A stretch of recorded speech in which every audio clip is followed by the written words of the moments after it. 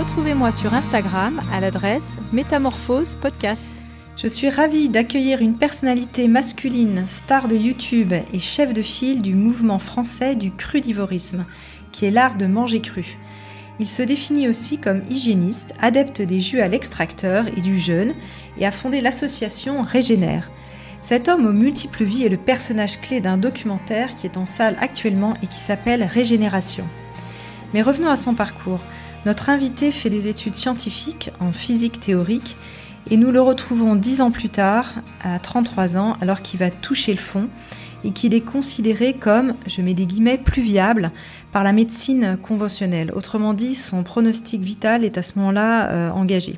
Et dans cette traversée du désert, il va vivre un éveil et se pencher corps et âme sur la physiologie et l'alimentation pour vivre une fulgurante résurrection. J'ai le plaisir de recevoir dans l'émission Métamorphose Thierry Casasnovas pour un nouveau podcast qui éveille la conscience. Bonjour Thierry. Bonjour Anne et bonjour à tout le monde. Alors cette première question, Thierry, nous sommes faits de nos conditionnements et de nos histoires. Qu'est-ce qui t'a conduit à cet état d'effondrement presque mortel, on peut dire, à l'âge de 33 ans? C'est amusant que tu me poses cette question parce que c'est la question que je me suis posée moi-même alors que je me sentais mourir. Tu vois, je pense que quand on est en état d'extrême fragilité, on revient à des questions fondamentales. Et c'est vrai que j'ai fait le point, je me suis dit, mais à 33 ans, qu'est-ce que je fais là et pourquoi j'en suis là? Et surtout, comment j'en suis arrivé là, étant donné que à la base, j'étais un enfant qui avait plutôt une bonne vitalité, une très bonne santé. J'étais toujours le costaud de la famille. Tu vois, j'avais pas de problème de santé particulier. Mes parents m'ont toujours dit que j'étais tout le temps dehors, j'allais bien. Et j'ai essayé de faire, tu vois, une espèce de rétrospective de ma vie pour me dire, mais où est-ce que j'ai raté une bifurcation? C'est vraiment l'idée que j'ai eue très rapidement. Et je me suis dit, il y a pas, c'est pas normal d'arriver là. Tu vois, à la limite, avoir des problèmes de santé à 70, 80 ans, on considère dans l'imaginaire collectif que c'est normal. À 33 ans, on est dans la force de l'âge, ça doit pas aller. Et c'était une sorte de ras-le-bol, tu vois. J'avais beau être au comble de l'épuisement et vraiment très très faible. Il y a eu une sorte d'insurrection en moi. Je me suis dit, c'est pas normal. On peut pas vivre ça à 33 ans. Il y a une clé que j'ai ratée. Et comme effectivement, tu l'as dit, bon, j'avais une formation de scientifique. J'ai essayé d'aborder les choses de façon rationnelle. C'est-à-dire que, en science, ce que l'on étudie est régi par des lois. Donc, je me suis dit, finalement, mon corps, je ne le connais pas. Et s'il y avait vraiment des lois que j'ignorais, donc les ignorants, je ne les avais pas respectés. Ça a été ça le début de la démarche. Donc je me suis dit, on va étudier comment fonctionne le corps humain. Et effectivement, je me suis rendu compte qu'il y avait des lois très très précises, très simples. Et c'est en décortiquant ces lois que j'ai compris où j'avais fait fausse route et ce qu'il fallait corriger. D'accord, mais effectivement, comment tu es dans ta tête à cette époque et qu'est-ce qui t'a conduit là véritablement? Est-ce que tu avais une vie est-ce que tu t'alimentais très mal? Est-ce que tu avais fait des excès? Est-ce que tu étais sédentaire? Qu'est-ce qui t'a conduit quand même à cet effondrement? Ouais, mais c'est amusant parce que sur le coup, j'avais une mauvaise analyse de ce qui se passait. Puis maintenant, avec le recul, je commence à comprendre. C'est comme toujours, c'est pas monocausal. C'est une addition de multiples petits facteurs. Donc, si je devais les lister, c'est clair qu'à partir de 18-19 ans, quand je suis parti de chez mes parents, parce que j'ai fait l'université, j'ai suivi une formation à l'université, donc je suis parti de ma famille. Dans ma famille, avant ça, j'avais eu une alimentation, on vivait en pleine campagne. J'avais une alimentation relativement de qualité, on va dire, et des conditions de vie qui étaient vraiment de qualité. Et quand je suis parti de chez mes parents, c'est vrai que j'ai découvert la vraie vie, entre guillemets, d'étudiant. Donc, j'ai commencé à manger à peu près n'importe quoi, à boire de l'alcool, à sortir. Mais bon, comme la plupart. Comme beaucoup d'étudiants, oui. Exactement, comme beaucoup d'étudiants. Donc, il y avait rien. Par contre, la grosse différence aussi, c'est que j'ai découvert à l'époque le sport à haut niveau. J'ai fait énormément d'endurance. Je me suis vraiment, quelque part, investi corps et âme dans l'ultramarathon, dans la course de très longue endurance. Et ça, je pense que ça a contribué à m'épuiser. Ça a été un des facteurs. Donc, il y a eu, les qualités de vie, moins de repos, alimentation qui commençait à être vraiment délétère puisque je mangeais à peu près n'importe quoi, surentraînement sportif qui est souvent un facteur quand même d'épuisement et de fatigue. Et puis bon, des facteurs aussi plus subtils, plus d'ordre moraux et psychique, on va dire. Il se trouve qu'à l'époque, je me suis pas mal isolé pour une raison que j'ignore. Je pourrais pas te dire pourquoi, mais je me retrouvais relativement seul. Donc un mode de vie dans lequel j'étais un peu livré à moi-même et une forme de tristesse qui s'est installée par rapport à tout ça. Je pense aussi, disons que j'avais adhéré toute ma jeunesse à un modèle dans lequel finalement, si je faisais des études, je serais heureux. C'est à peu près le discours que j'avais entendu et auquel j'avais adhéré. Et puis mine de rien, je me rendais compte que maintenant que j'arrivais, j'ai fait une maîtrise de physique, donc j'étais à bac plus 4. Je me rendais compte que les perspectives de travail, elles étaient pas là, et qu'en plus, même si je trouvais du travail, ce travail ne m'intéressait pas particulièrement, et que finalement, le modèle auquel j'avais adhéré ne me remplissait pas, quoi. Donc je pense que tous ces facteurs mis bout à bout ont commencé à avoir une dégradation. Et puis il y a eu un événement majeur quand même, c'est j'ai beaucoup voyagé à vélo. J'ai fait ce qu'on appelle du voyage à vélo, cyclo-camping, à travers l'Europe et à travers le Maghreb. Et à l'âge de 27 ans, j'ai attrapé une infection à la salmonelle alors que j'étais au Maghreb, entre le Maroc et la Mauritanie. Et j'ai été soigné en France, j'ai été soigné à Montpellier, et j'ai été soigné avec un protocole d'antibiothérapie qui était de l'avis même de plusieurs médecins qui m'ont vu après, qui m'ont dit que c'était une antibiothérapie de mammouth. Et je pense que le facteur antibiothérapie qui était peut-être vraiment excessif en termes de dose, rajouté à l'épuisement et avec tout ce qui s'était préparé préalablement, ça a fait que là, vraiment, à l'âge de 27 ans, j'ai commencé à m'effondrer. C'est-à-dire que là, j'ai plus compris ce qui se passait. J'avais des troubles digestifs, je ne dormais plus, je commençais à être déprimé alors que c'était pas du tout ma nature. Et pendant 5 ans, littéralement, j'ai perdu du poids, je suis devenu cachectique. J'avais beau manger, je n'absorbais plus rien, mon état immunitaire s'affaiblissait. C'était un effondrement général. Et je te dis, je pense que c'est vraiment multiples facteurs qui sont interagis les uns avec les autres. Oui, alors on peut dire peut-être, est-ce qu'avec du recul, donc là on a parlé de cette tranche de ces 10 années entre, disons, 23 grosso modo et 33 ans, où tu es allé vers la dégénérescence, pardon. Et effectivement, là maintenant, tu as un peu plus de, à peu près 44 ans, je crois. Oui, à nouveau une tranche de 10 ans où cette fois-ci, tu es allé vers la régénération et non pas la dégénération comme ces premières 10 premières années. Et du coup, quelles sont les bases aujourd'hui, que tu as utilisées pour te régénérer? Reviens un petit peu sur ces 10 dernières années, sur ce parcours. En fait, ce qui s'est passé, c'est que j'ai vraiment eu une intuition au départ. C'est-à-dire que alors que j'étais mourant, et vraiment mourant, c'est-à-dire que j'avais enchaîné plusieurs arrêts cardiaques, donc signal d'un organisme qui est au bout du rouleau. Et il y a un matin où j'ai vraiment eu comme une espèce de fulgurance. Je sais que ça peut faire un peu ésotérique, mais je pense quand même que quand on est dans des états de fragilité extrême, on est parfois en connexion avec une part intérieure de nous-mêmes qui nous dirige avec beaucoup plus de finesse parfois que notre intellect. En tout cas, il se trouve qu'il y a un matin, vraiment ce qui est monté, ça peut paraître très banal tel que je vais le dire, mais c'est si tu en es là, c'est parce que tu as fait les mauvais choix. Il suffit juste que tu fasses des choix autres et tu vas aller bien. Alors voilà, ça paraît un peu creux peut-être. Pas vraiment, parce qu'on peut s'imaginer que toute personne un peu en état de survie, à un moment va chercher au plus profond de lui-même une forme de stratégie de renaissance quand même. Ça paraît logique. Exactement. Ouais. Exactement. Et le plus fort là-dedans quand même, c'est que à l'époque, il se trouve que j'étais devenu totalement invalide, donc j'avais trouvé refuge chez mes parents. Et mes parents, voyant mon état, avaient choisi de me renvoyer à nouveau à l'hôpital parce que le médecin leur avait dit de toute façon il va mourir, on va lui faire des soins palliatifs et ainsi de suite. Et je sais que après que j'ai eu cette prise de conscience, quelques minutes après, mon père est rentré dans la pièce où je me trouvais et je lui ai dit, tu sais, je vais pas partir à l'hôpital, je veux rester ici et je vais te dire comment prendre soin de moi et tu vas voir, ça va marcher. Et contre toute attente, mon père m'a regardé et il m'a dit, ok, je marche avec toi. Et après coup, je lui ai dit, mais qu'est-ce qui t'a fait prendre cette décision alors que juste avant, tu me voyais, tu étais prêt à m'envoyer à l'hôpital. Il m'a dit, ça faisait des mois que j'avais pas vu cette lumière au fond de tes yeux. J'ai vu, il me dit, une étincelle de vie, et il me dit, je me suis dit, t'avais touché quelque chose, en tout cas, t'avais compris quelque chose par rapport à ton état, que moi je n'avais pas compris, mais j'étais prêt à te suivre là-dessus. Et en fait, ce que je lui ai demandé simplement de me donner une alimentation adéquate. Donc ça, c'est sur le plan physique à l'époque, des bonnes conditions. J'ai commencé à prendre des bains de soleil, donc autant de paramètres qu'on va pouvoir lister. Mais il y a aussi un paramètre sur lequel j'insiste beaucoup, c'est que j'ai pris conscience que durant toutes ces années précédentes, ces 10 ans de vie là, de dégénérescence comme tu dis, j'avais eu une attitude, un comportement vis-à-vis de nombre de personnes qui n'était absolument pas adéquat. J'avais été vraiment obsédé par mon bien-être personnel au détriment des autres. Donc c'était passé par des attitudes alors que tout le monde connaît, hein, plus ou moins. C'est pas de l'autoflagellation, mais du mensonge, du quant à moi, de l'appropriation personnelle, voire un petit peu dans mon cas une forme de kleptomanie.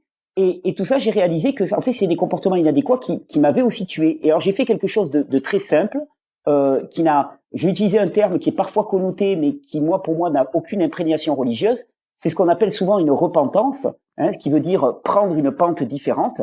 Je me suis dit, toutes ces attitudes que tu as eues vis-à-vis de ces personnes, elles étaient inadéquates et, mine de rien, à l'intérieur, elles te rongent. J'ai pris mon téléphone, j'ai pris le courrier à l'époque, parce que on écrivait encore à l'époque, il n'y avait pas encore autant d'emails, et j'ai commencé à écrire, à téléphoner aux personnes et dire, écoute, à tel moment, je t'ai fait ça, je le regrette sincèrement, je te demande pardon, je suis désolé, j'étais perdu, je ne prenais pas la mesure de ce que je faisais.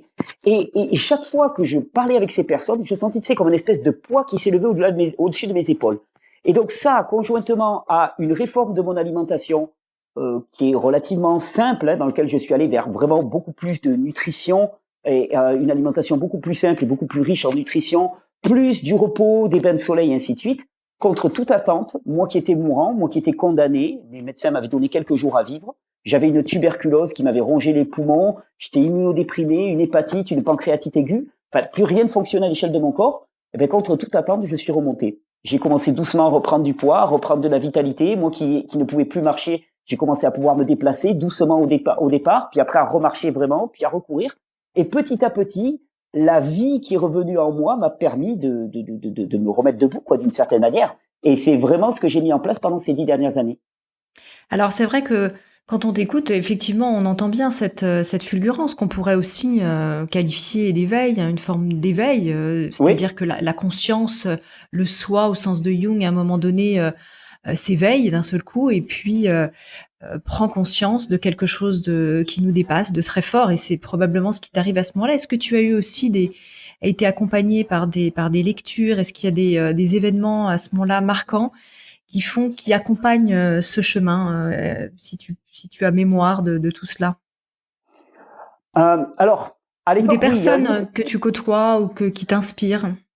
Oui, à l'époque, il y a un livre qui m'a beaucoup inspiré, qui était le livre d'un médecin français qui s'appelait Paul Carton, qui était médecin dans les années 1920-1930 à l'hôpital de Ligny-Brévannes, donc qui était chef d'un service là-bas, qui s'occupait d'enfants tuberculeux. Ça m'avait accroché son travail parce que comme j'étais moi-même tuberculeux, je m'étais dit bon, ben si lui il a travaillé là-dessus, il a certainement des clés à m'amener.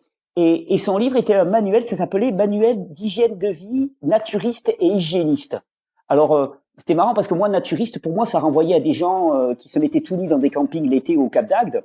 Mais tu vois, je voyais pas ce que ça avait à voir avec la santé. Et en fait, lui avait une approche vraiment très très globale dans lequel finalement, il suffisait de ramener l'humain dans des conditions de vie proches de ce qui est le cadre naturel, et ça fonctionnait. Donc c'était son livre, en fait, c'était une éloge de la vie. C'était une déclaration d'amour à la vie en nous. Et son discours était très simple. Il était favoriser les conditions de vie naturelles et vous verrez que la vie qui est en vous va prospérer. Parce que ce qui l'a fait non prospérer, ce qui l'a fait dégénérer, c'est des conditions de vie, que ça soit au niveau du cadre de vie, de l'alimentation, du rythme de vie, des relations avec les autres, des conditions de vie qui ne sont pas adéquates. Et c'est aussi ce message qui, par sa fulgurance, m'a touché. Je me suis dit, en fait, c'est tout simple. J'ai essayé, moi, de comprendre la vie, de la décortiquer. En fait, il s'agit juste de connaître avec humilité quelles sont les conditions qui font prospérer la vie et de les appliquer. Donc ce livre m'a beaucoup accompagné. À part ça, bon, j'ai toujours été un lecteur des évangiles. Je suis issu d'une tradition chrétienne. Oui. Bien que n'ayant pas une tradition religieuse, mes parents étaient enseignants, donc plutôt laïcs et pas du tout de pratique religieuse. J'ai pas baptisé, enfin j'ai pas fait le parcours classique, on va dire, des enfants en France. Mais par contre, j'ai toujours été un lecteur des évangiles parce que l'histoire de Jésus marchant dans ce monde finalement, et la puissance de son message, la puissance de ce qu'il proposait aussi m'avait toujours fasciné. Mais vraiment, c'est un terme de fascination. Et à l'époque, il y avait vraiment des termes aussi qui résonnaient très fort à moi. Par exemple, par rapport à cette fulgurance que j'avais ressentie, quand il te dit voilà, la vérité est en vous, le royaume est en vous, tout est présent. Et je sentais vraiment un besoin important de ressentir cette présence, cette puissance en moi, parce que je me suis dit, si je me base pas là-dessus, il y a rien qui pourra me ramener à la vie. Donc vraiment, les deux lectures essentielles que j'ai eues, c'est ça. Après, j'étais dans un état aussi qui était un état d'hébétude, d'une certaine manière. En tout cas, les personnes qui m'ont vu de l'extérieur m'ont dit, tu étais dans un tel état d'épuisement. À la fois, tu étais là, tu étais présent. J'étais joyeux de la vie de mes proches. Ils me disent, mais tu étais dans un état de, alors moi presque je dirais un état d'extase, parce que c'est marrant, après coup, je me souviens de ces 2-3 mois où j'ai été au plus faible comme d'une période extraordinaire de ma vie. Je pense qu'il y avait si peu d'énergie dans mon corps que une part des processus intellectuels s'était ralentie et j'étais plus dans une espèce de ressenti immédiat. Donc je pense aussi qu'une bonne part de mon expérience s'est passée dans cette espèce d'état semi-comateux, mais de présence, on va dire. Oui, on peut dire que tu étais dans un état probablement de conscience modifié, dans une forme de transe au sens large du terme. Peut-être, certainement. En tout cas, un état que j'ai rarement connu dans ma vie, de présence. Si tu veux, j'étais dans un présent total. Il y avait plus de passé, il y avait plus de futur. J'étais là, j'étais dans un mode survie et j'étais dans une hyper perception de tout ce qui m'entourait, de moi-même. Et je crois que j'avais aussi peu de lecture parce que j'étais dans une satisfaction de la perception de ce qu'il y avait autour de moi qui était totale. J'avais besoin de rien, en fait, tu vois. J'étais vivant, j'étais là, alors que j'aurais dû mourir. Et c'était déjà magnifique. Oui, pour les gens qui nous écoutent, la question qu'on peut se poser, parce qu'effectivement, quand on touche des situations personnelles dramatiques et qu'on se sent approché de la mort à travers la maladie, on a envie de savoir, est-ce que ça prend du temps? Combien de temps ça a pris pour remonter la pente de ton côté, pour te régénérer? Par quoi as-tu commencé? Est-ce que c'est venu progressivement? Et finalement, combien de temps cela a mis? Alors, tu vas me dire, évidemment, nous sommes uniques, donc ça dépend du cas de chacun, mais explique-nous un petit peu, s'il te plaît, le déroulement de tout ça. Alors, oui, je rebondis sur ce que tu dis. Chacun de nous est unique. Et d'ailleurs, c'est amusant parce que je donne des formations maintenant et je me suis fait faire un t-shirt sur lequel il y a marqué "ça dépend" avec 3 petits points. Parce que c'était la réponse. Tout le monde me dit oui, mais combien de temps il faut faire ceci, combien de temps? Et je lui dis ça dépend parce qu'en fait chaque organisme est complètement différent. Le point de départ pour chacun est complètement différent. Mais bon, pour répondre de manière factuelle à la question que tu me poses, combien de temps ça a pris? Tout dépend.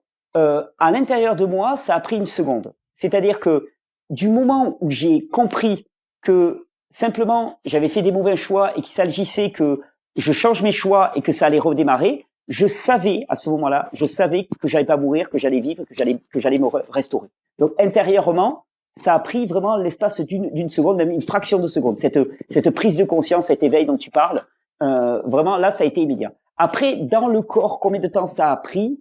Je partais de très très loin. Hein, il faut être clair. Pour te donner une idée, je mesure 1m75. Au plus bas où je suis tombé, en état de cachexie, je faisais 30 kilos. 30 kilos, c'est un poids de petit enfant, c'est pas un poids d'adulte.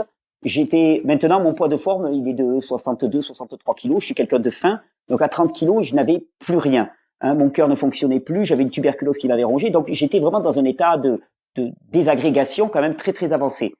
Et je dirais que pour recommencer à être vraiment bien fonctionnel, il m'a fallu 6 à 9 mois pour commencer à pouvoir être autonome. Voilà.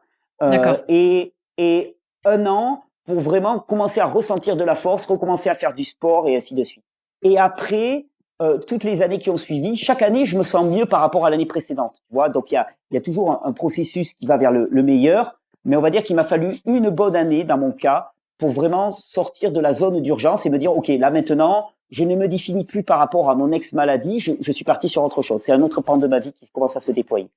Alors justement, j'imagine que tu as mis 9 mois, et pendant ces 9 mois, qu'est-ce que tu as mis vraiment en place et que tu as changé radicalement dans ton quotidien de manière spectaculaire? Parce que évidemment, j'imagine qu'il y a 9 ans, tu n'avais pas autant de connaissances que maintenant, qu'aujourd'hui, que 10 ans plus tard, où tu as accumulé un certain nombre de savoirs et puis surtout d'expérimentation aussi. Tout à fait. Donc, je vais te répondre par rapport à ce qui s'est passé pour moi et je te dirai aussi maintenant comment je réponds aux personnes qui me posent la même question, si tu veux bien, parce que je pense que c'est assez intéressant. Donc, dans mon cas, qu'est-ce que j'ai mis en place? Donc, il y a eu cette première démarche qui était ultra importante parce que pour moi, c'était un facteur de stress notoire. Je l'ai su après. Donc, pour moi, c'était un facteur rédhibitoire dans mon état de santé. Le deuxième facteur que j'ai mis en place, c'est une réforme radicale de mon alimentation. À l'époque, j'ai rencontré des personnes qui m'ont expliqué que finalement, dans notre alimentation, il manquait certainement une part essentielle de ce qu'on appelle les micronutriments, les fameuses vitamines, minéraux et ainsi de suite, et que le meilleur moyen de s'en approprier la plus grande quantité possible, c'était de choisir de les consommer de façon la plus brute possible, c'est-à-dire des fruits, des légumes, des produits non transformés. Donc j'ai fait le choix radical, et j'en ai conscience, de manger tout cru, d'un seul coup. Du jour au lendemain, quasiment, je me suis mis à manger tout cru. Alors quand je dis manger tout cru, c'est vraiment, je mangeais des fruits, des légumes principalement, et puis je mangeais aussi à l'époque des produits animaux, donc des œufs crus, de la viande, du poisson cru. Voilà, je me suis mis à manger ça, et ça a été là aussi au niveau alimentaire un énorme apport pour mon corps. D'accord. Ça, c'est ma réponse à moi. Maintenant, Oui. si je devais donner la réponse pour tout un chacun, la réponse que je donnerais, elle est un petit peu différente. Parce que, si tu veux, mon cas, c'est un cas qui m'est propre et qui répondait certainement aux deux facteurs qui étaient les plus faibles en moi. C'est-à-dire, il y avait cette histoire de conduite morale biaisée et il y avait cette histoire de alimentation qui était totalement inadéquate. Pour une autre personne, ça peut être autre chose. Donc, si une personne me posait la même question, elle me dit quels sont les facteurs à mettre en place, je vais lui dire, écoute, la seule chose à faire, c'est tu te poses calmement, tu prends une feuille et tu essayes de faire, parce que je crois que tout le monde au fond de lui-même sait ce qui n'est pas correct dans sa vie. Il y en a un qui va dire, ah non, mais moi, je fume et je me couche à point d'heure. Il y a l'autre qui va dire, bon, moi, je mange n'importe quoi. Il y a l'autre qui va dire, enfin, il y a une part de nous qui sait ce qui va pas d'une certaine manière. Fais un bilan honnête de ce qui est de guingois dans ta vie, ce qui est de travers, et choisis fermement, prends l'engagement ferme de renoncer à cela et de mettre en place quelque chose d'autre, de différent. C'est pour ça que j'aime beaucoup le terme de repentance, parce que repentance, il veut dire on allait dans un sens, dans une pente qui nous conduisait à la maladie, l'affaiblissement, la mort, la dégénérescence, et on choisit délibérément, donc c'est un acte choisi, pensé, accepté, on choisit délibérément de prendre une autre direction, de prendre une autre pente. C'est pour ça que je l'aime bien ce terme, parce que il veut pas dire changer d'alimentation, il veut pas dire changer de rythme de vie, il veut dire changer les paramètres qui en toi ne nourrissent pas la vie. Alors c'est vrai que faire cet acte de repentance, on s'aperçoit dans la vie mystérieusement que chez certaines personnes, c'est possible. C'est-à-dire que, alors est-ce que c'est un sursaut de vie quand on a touché le fond et que finalement on n'a plus le choix, ce qui était aussi ton cas. Quand on va quand même relativement bien, je dirais d'une manière générale, qu'on peut avoir des signes avant-coureurs, qu'on se rend compte de certaines addictions et qu'on se dit ma foi, il faut bien vivre. Quel pourrait être le moteur? Et puis je pense qu'on n'est pas tous égaux par rapport effectivement à cette possibilité de volonté, que ce soit lié à nos conditionnements, je dirais transgénérationnels, nos blessures d'enfance, pourquoi pas des états karmiques si on y croit. Peu importe en fait les causes, mais chez certaines personnes, se défaire de l'addiction peut être d'une forme d'addiction, hein, que ce soit des comportements, etc., peut être complexe finalement. Oui, oui, ça peut être complexe. Bon, c'est pour ça déjà que je crois beaucoup à la vertu du témoignage. Non pas pour faire la même chose, mais juste pour témoigner, dire à l'autre, il y a une autre chose qui est possible pour toi. Donc déjà, partager du rêve. Moi, je sais qu'à l'époque, quand même, ce qui m'a maintenu la tête hors de l'eau, c'est des personnes qui m'ont dit, ton état peut s'améliorer. C'est-à-dire, il y a une possibilité autre. Donc, je crois beaucoup aux vertus du témoignage pour ces personnes-là, et à force de témoignage, de personnes qui leur disent, écoute, ma vie, elle était ça, et maintenant, elle est devenue ceci, donner cette motivation. Après, il y a le soutien. Et puis, je pense que la connaissance aussi de la physiologie est intéressante parce que, tu vois, moi, par exemple, je sais que dans ma longue descente aux enfers, il y a eu différents symptômes qui sont apparus. Je pense à un, par exemple, qui était particulièrement handicapant pour moi. J'ai commencé à avoir les doigts des mains et des pieds tout en froid, à tel point qu'à un moment, on m'a diagnostiqué ce qu'on appelait la maladie de Raynaud, le syndrome de Raynaud. Ce qui veut dire que en permanence, j'avais des extrémités qui étaient glacées, le sang ne circulait plus à l'intérieur et c'était facteur de douleur extrême. J'avais du mal à marcher parce que mes pieds étaient gourds en permanence. J'avais beau me remettre 2-3 couches par-dessus, ça changeait rien. D'ailleurs, souvent en formation, j'ai tendance à dire aux gens avec un peu d'humour, j'ai dit, tu as beau mettre un duvet de montagne à un macabé, ça va pas le réchauffer. Et donc, à l'époque, on m'avait pas expliqué que le problème, c'était pas un problème de mettre des couches pour tenir chaud, c'était un problème circulatoire. Et que le fait que la circulation n'arrivait pas à mes extrémités, c'était lié à un état d'épuisement de mon organisme. Et que aussi, tu vois, c'est vraiment cette connaissance. Et que si le sang n'arrivait pas à mes pieds, si le sang n'arrivait pas à mes mains, il y avait toutes les chances que le sang n'arrive pas de la même manière au niveau de ma tête, puisque c'est aussi une extrémité de l'organisme. Et que tous les troubles que je voyais apparaître de type dépression, troubles de la vision, troubles de la mémoire, troubles de l'audition, que je sentais me grignoter année après année, étaient certainement liés simplement à cet état d'épuisement qui faisait que la circulation ne se trouvait pas dans mon corps. Donc, je pense quand même qu'en expliquant la physiologie aux gens, en expliquant les conséquences de ce qui se passe et surtout en s'appuyant sur les petits symptômes du quotidien, en disant tu vois ça, mais en fait tout ça c'est relié. Ce ne sont pas des voyants qui s'allument de façon disparate sur un tableau de bord sans aucun lien les uns avec les autres, mais il y a une logique derrière tout ça. si on explique la logique dès qu'il est derrière tout ça, en disant voilà, là tu as autant de signaux qui expliquent le chemin que tu es en train de parcourir, et même mieux que ça, je peux te prédire la prochaine étape. C'est-à-dire ça a rien à voir avec de la médiumnie, hein, c'est juste parce que c'est logique, c'est un enchaînement de causes et d'effets, c'est-à-dire que la prochaine étape, ça va être ça. Et imaginons que quelques mois après, la personne se retrouve face à cette étape-là. Elle va se dire oh là, mais en fait oui, c'est prévisible. Donc si c'est prévisible, ça veut dire qu'on a une prise dessus. Parce que le problème, c'est que souvent, on a une représentation de notre chemin de santé qui est une représentation d'inéluctabilité. C'est-à-dire, quelque part, les maladies arrivent, on ne sait pas trop comment, on est un peu victime. Alors, ça a quelque chose de confortable, entre guillemets, d'être victime, hein, parce qu'on se dit, ah ben la maladie m'est tombée dessus. Par contre, c'est un énorme inconfort. Oui, la responsabilité, en fait. On se dédouane. On se dédouane de la responsabilité. Par contre, le problème, c'est que si on n'est pas responsable, on n'a pas non plus de responsabilité sur notre guérison. Parce que si on n'est pas responsable, on ne sait pas d'où ça vient et on n'a aucune prise dessus. Et moi, ce que j'ai envie de dire aux gens, c'est oui, vous êtes responsable, pas coupable, parce que votre responsabilité, elle est liée aussi à votre système de croyance, aux connaissances que vous avez. Donc, vous avez fait des mauvais choix, la plupart du temps par défaut, parce que vous n'avez pas conscience de ce qui était en jeu. Mais parce que vous êtes responsable, vous avez aussi une prise pour changer les choses. Parce que si vous êtes irresponsable, vous ne pouvez pas changer les choses. Si vous êtes responsable, vous pouvez changer les choses. Et c'est ce message, moi, que je porte depuis des années et que je porte à toutes les personnes, y compris les personnes qui ont des addictions, et ainsi de suite, en leur expliquant quels sont les enjeux, quels sont les leviers sur lesquels on peut jouer, et en leur disant une vie autre est possible. Et cette vie autre, enfin, moi, j'en suis un témoignage, franchement, à 44 ans, je suis plus en santé que jamais, que ça soit au niveau physique, que ça soit au niveau moral, et surtout, je définis les paramètres de santé de façon très globale. C'est-à-dire, la santé, c'est pas simplement ne pas avoir de maladie. Pour moi, la santé, c'est à la fois un état d'énergie au quotidien, de joie, de spontanéité, de simplicité. Ça prend l'être tout entier. Et cette vie-là, je crois que tout le monde en a envie. Et puis c'est aussi être pleinement soi-même. Mais effectivement, donc quelqu'un qui finalement adopterait les bases de la régénération et ça dans le film là qui est en salle en ce moment, dans le film Régénération, on voit des témoignages qui sont extraordinaires. Et puis toi, tu accompagnes aussi avec ton propre témoignage ce film. Mais on voit bien que ces personnes-là changent de mode de vie. Quelqu'un qui changerait son alimentation sans changer finalement ses pensées, son système de croyance, est-ce qu'il a les mêmes chances de réussir? Est-ce que c'est possible? Ça dépend. Ça dépend en fait à quel point son système de croyance est erroné ou pas. Si la personne a un système de croyance qui est déjà relativement adéquat, bon ben là il n'y a pas de problème, il n'y a pas à changer. En fait, c'est toujours pareil. Pour moi, la vie a des besoins. C'est ce qu'on appelle des besoins vitaux. Les besoins vitaux, c'est une alimentation de qualité, un cadre de vie de qualité, un rythme de vie qui laisse la place au repos.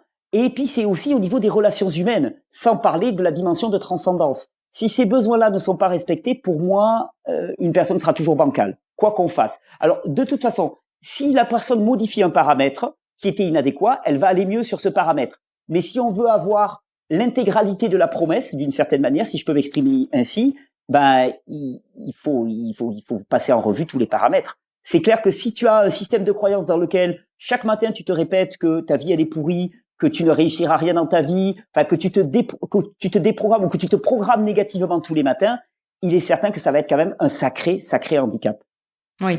Alors dans le film Régénération, tu parles de cette citation est notée d'Ambroise Paré, qui était un chirurgien français du XVIe siècle et qui disait « Je soigne, mais c'est Dieu qui guérit ».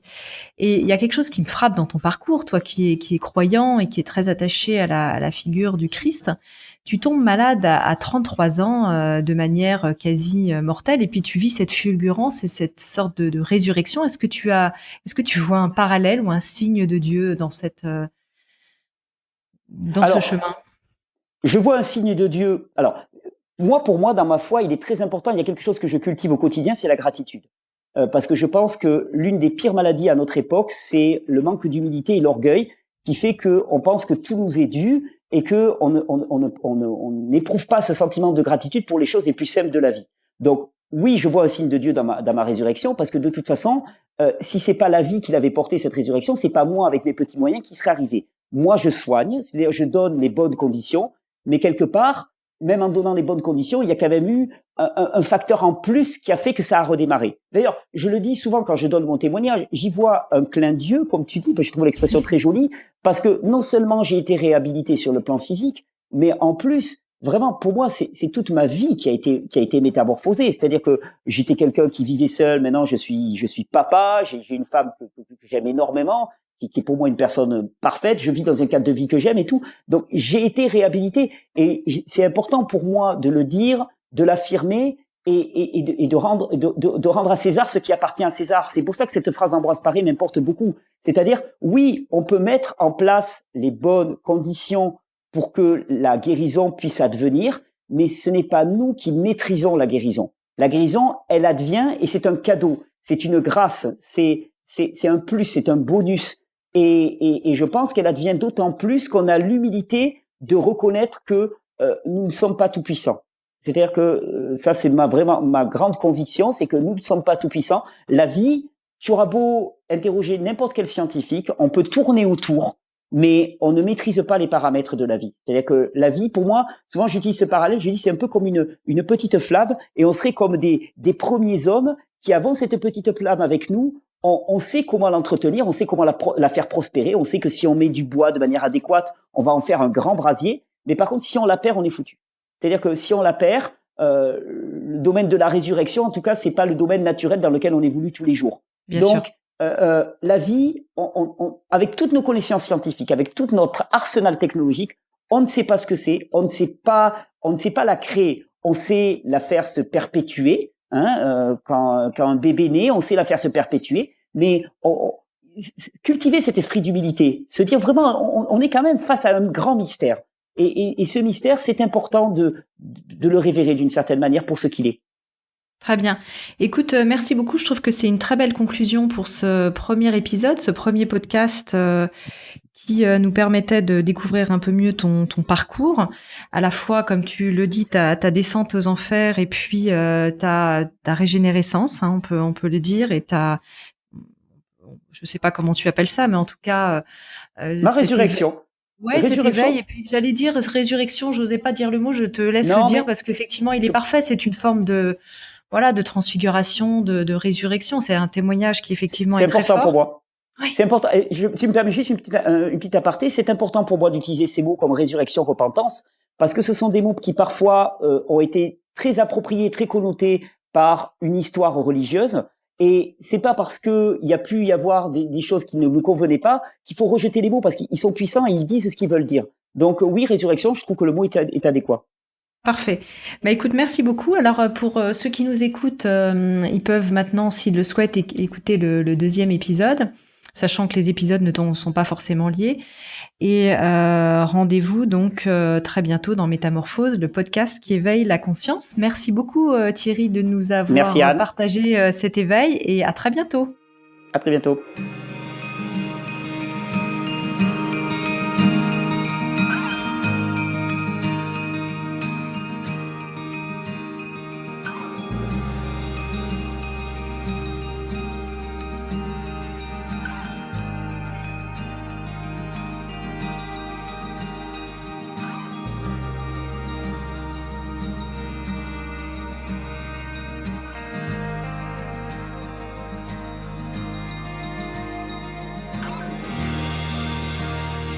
Retrouvez-moi sur Instagram à l'adresse Métamorphose Podcast.